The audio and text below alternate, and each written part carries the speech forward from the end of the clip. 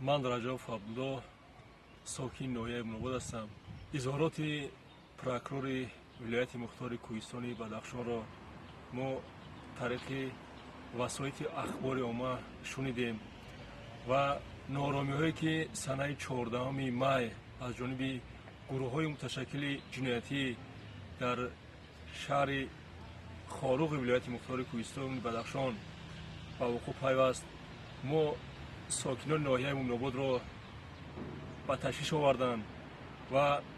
پوشیده نیست که امروز نفرانی که گمراه هستند و در پی انمین گروه‌های تروریستی شامل می‌گردند و می‌خواهند که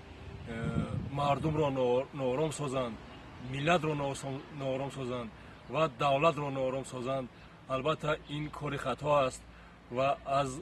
انمون راهبران گروه‌های تروریستی که در ولایت مختار کوهستان بدخشان می‌خواهند به انمین کردارها و به انمین عمل‌های تروریستی دست زنند، مردم را ناآرام سازند، خواهش می‌نمایم که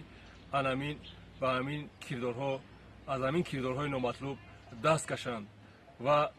از پدر و مادران آنها که فرزندان آنها در انمین گروه‌های تروریستی شامل هستند، در همین گروه‌های تروریستی با نام محمد اقبال راهبر گروه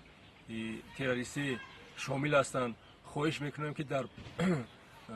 تربیت آن فرزندان دقت اولین درجه دهند.